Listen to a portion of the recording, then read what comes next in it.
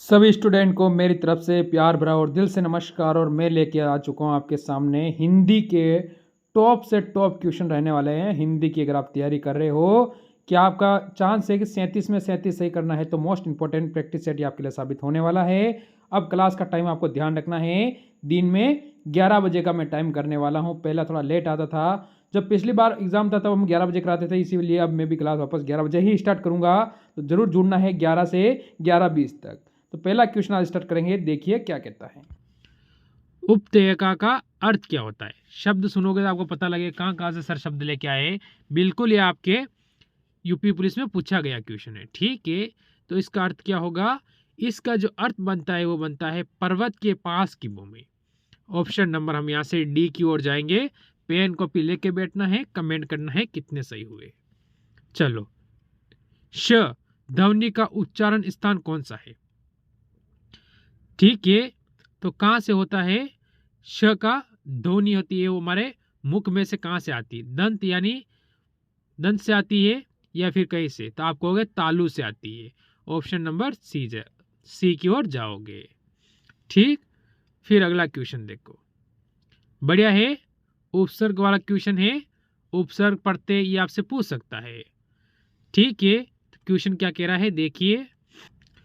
अत्यंत शब्द में प्रयुक्त उपसर्ग है। ठीक है, कौन सा है? तो आपको पता होना चाहिए। इसमें होता है अत्यंत में क्या होता है? अति होता है। क्या होता है? अति होता है, यानी ऑप्शन नंबर डी की ओर हम जाएंगे, बिल्कुल सही हो जाएगा। चलो, फिर अगले क्वेश्चन देखो, क्वेश्चन नंबर 4। चौराहा शब्द में समास कौन सा है? चौराहा शब्द होता है, उसमें समास आपसे पूछा गया है, तो इसमें कौन सा समास है? कर्मधार, द्वंद्व, दिंगु या? तो आप कहोगे दिग्गु, यानी ऑप्शन नंबर आप यहां से सी की ओर जाओगे। जुकाम के कारण बोल नहीं पा रहा हूं, इसके लिए माफी भी चाहता हूं, कहीं ऊपर नीचे शब्द हो जाए तो। Question number 5। ठीक है, का उच्चारण स्थान कौन सा है? का हमारे कहां कहां से निकलता है? का। ठीक है, का हम निकल रहा है मुख से, किस स्थान से निकल रहा है? ठीक है, नासिकी है। ऑप्शन नंबर हम यहां से ए की ओर जाएंगे। ठीक, या क्वेश्चन नंबर 6 देखो। 4 गज मलमल में कौन सा विशेषण है? कौन सा विशेषण है? किसमें है? 4 गज मलमल में। तो कौन सा विशेषण होगा आपको इसमें बताना है। तो यहां से आप किसकी ओर जाओगे? यहां से जाओगे आप ऑप्शन नंबर सी की ओर, जो बिल्कुल इसमें क्या होगा? सही हो जाएगा। क्या होगा? परिणाम बोधक। ठीक है, ये आपका हो जाएगा। फिर हम आगे चलते हैं। शीश का तत्सम रूप क्या होता है? शीश होता है, उसका जो तत्सम रूप क्या होगा? ठीक है, तो शीर्ष। ऑप्शन नंबर हम यहां से बी की ओर जाएंगे, जो कि तत्सम रूप हो जाएगा। ठीक है, फिर आगे बढ़ते हैं क्वेश्चन नंबर 8 की ओर। हिंदी भाषा में कितनी बोलियां हैं? हिंदी भाषा है, उसमें बोलियां कितनी है? ठीक है, तो आपको बताना है कि हिंदी भाषा के अंदर बोलियां कितनी हैं। तो आपका उत्तर क्या होगा? आप कहोगे कि हमारी हिंदी भाषा में 18 बोलियां हैं। कितनी है? 18 बोलियां हिंदी भाषा के अंतर्गत हो जाती है।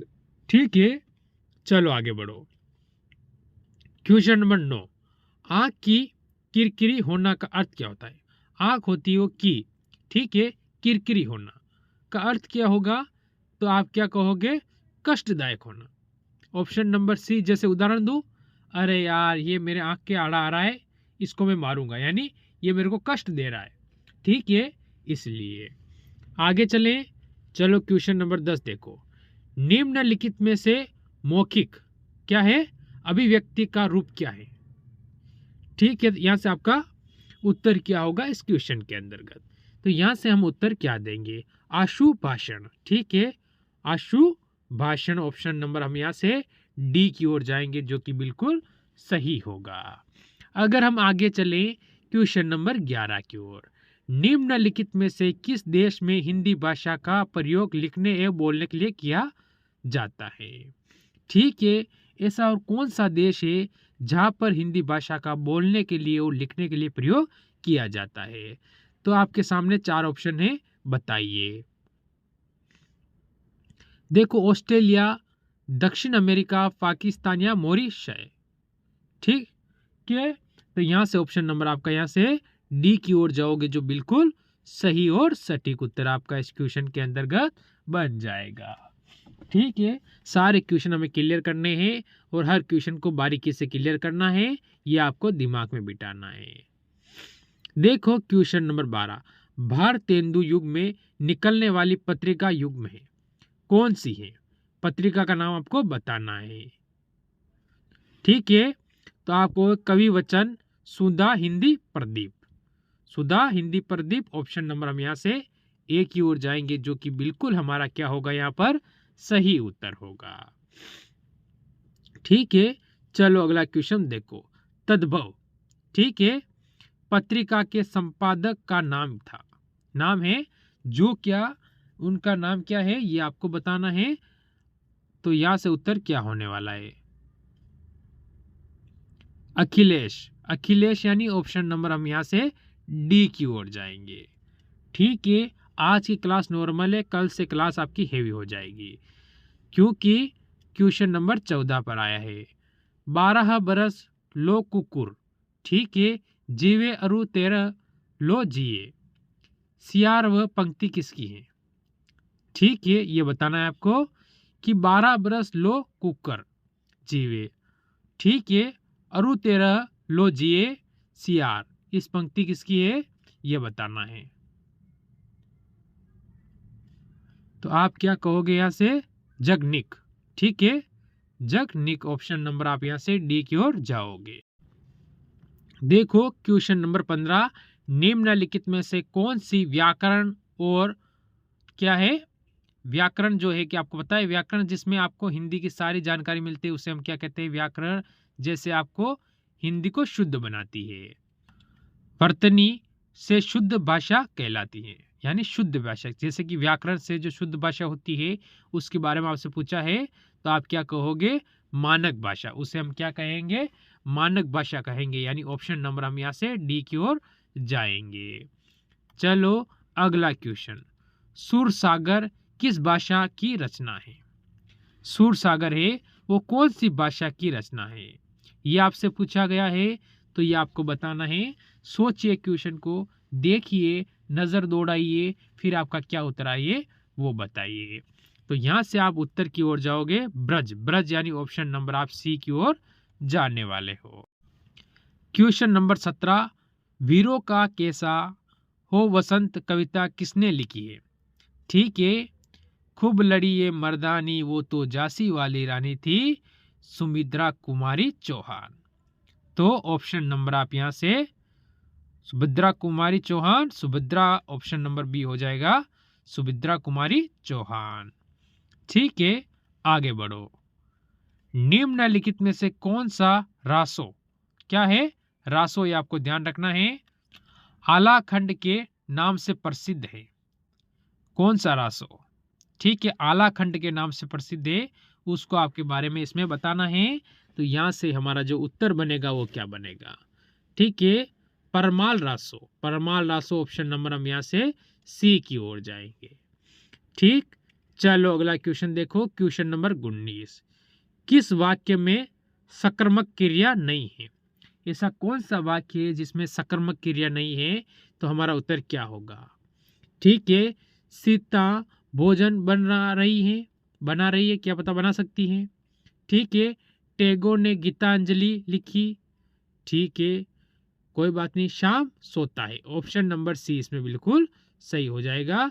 बच्चा फल तोड़ रहा है, नहीं होगा। ठीक है, बाकी ये तीनों ही होते हैं, अपना ऑप्शन नंबर कौन सा होता है? सी वाला बिल्कुल सही होगा प्रश्न के हिसाब से, क्योंकि यहाँ पर नहीं दिया हुआ है। ठीक, चलो आगे बढ़िए। निम्न में से क्रिया विशेषण है, इनमें से क्रिया विशेषण कौन सा है? ठीक है, तो क्रिया विशेषण क्या होगा? वह धीरे से बोलता है। क्रिया विशेषण क्या होता है कि वह धीरे से बोलता है, वह काला कुत्ता है, रमेश तेज धावक है, सत्यवाणी सुंदर होती हैं। तो आप कहोगे ऑप्शन नंबर ए की ओर जाओगे, जो बिल्कुल सही हो जाएगा। चलो अगला क्वेश्चन देखो, किस विकल्प में सुत सुत शब्द का सही अर्थ भेद है? सुत सुत, इन शब्दों का जो अर्थ होता है, एक तो सु और सु, एक तो सु बड़ा है, एक सु छोटा है, तो इनका अर्थ आपसे पूछा गया है। तो क्या होगा इसमें? होगा धागा और पुत्र, यानी इसका अर्थ होता है, क्या होता है? धागा, और इसका अर्थ होता है पुत्र। ठीक है, ये भी आपको पता होना चाहिए, धागा और पुत्र। चलो ऑप्शन कौन सा? सी आपका बिल्कुल सही हो जाएगा। अगले क्वेश्चन पे चलो, किस विकल्प में कर्तज्ञ और कृतज्ञ का सही सही अर्थ होगा? इसमें कौन सा सही अर्थ होगा? सही भेद है तो कौन सा है ये आपको बताना है। सही अर्थ और सही भेद एक ही होता है, तो सही आपका इसमें कौन सा होने वाला है? उपकार मानने वाला या उपकार न मानने वाला। बिल्कुल सही है ऑप्शन नंबर आपका बी के उपकार मानने वाला और नहीं मानने वाला। चलो 23 नंबर क्वेश्चन आया है, बढ़िया क्वेश्चन बनता है। क्या होगा इसका उत्तर बताइए। निसी दिन बरसत नयन, हमारी पंक्ति में रस है, कौन सा रस है हमें ये बताना है। तो यहां से उत्तर क्या होगा? नयन बरस रहे, यानी बरस रहे तो आदमी उदास है, उदास यानी वियोग है, तो वियोग होगा, तो वियोग श्रृंगार होगा। ऑप्शन नंबर हम यहाँ से ए की ओर जाएंगे, क्या होगा? वियोग श्रृंगार नट। ठीक है, रस कौन सा है ये आपको ध्यान रखना है। चलो अगला क्वेश्चन देखो, छंद मुख्य रूप से कितने प्रकार के होते हैं?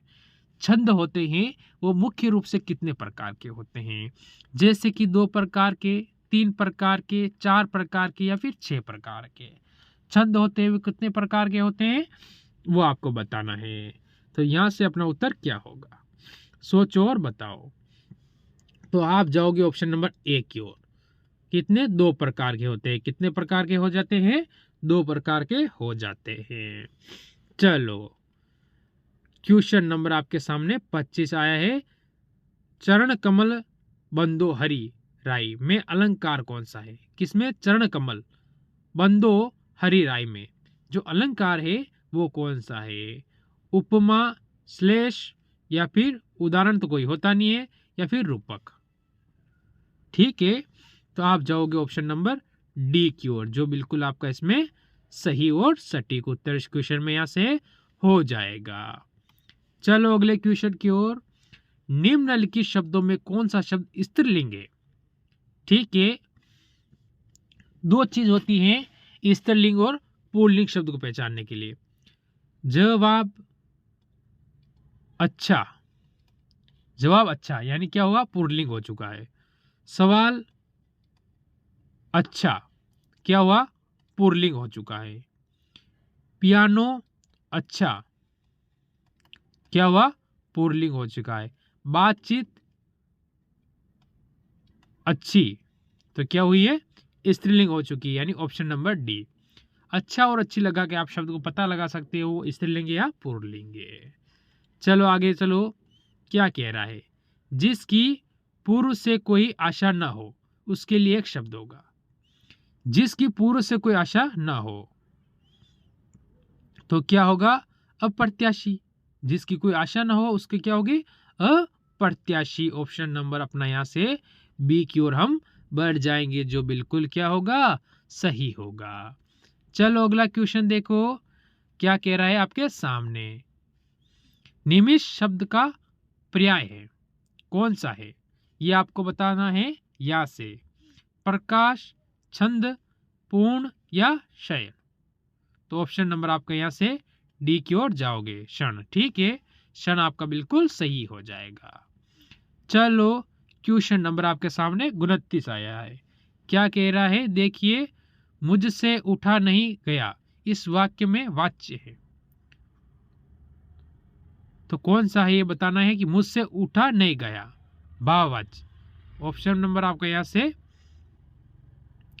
कौन सा? सी बिल्कुल सही और सटीक उत्तर हो जाएगा।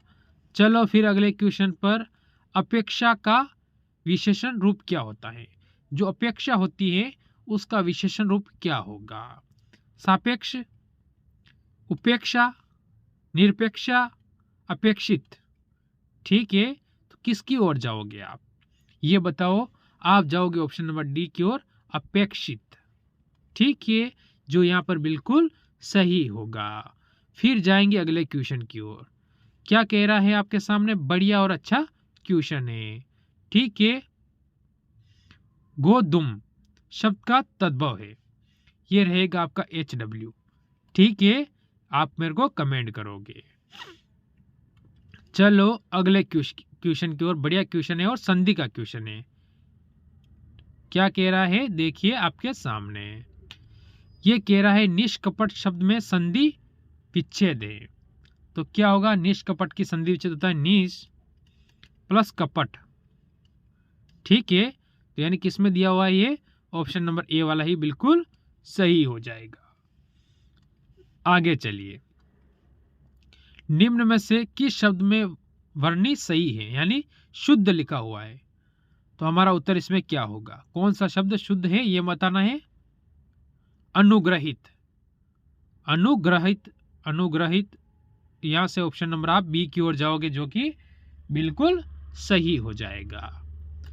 तो ये थे आज के कुछ क्वेश्चन जो मैंने करवाए हैं। अगर अच्छा लगा हो तो वीडियो को लाइक जरूर करना।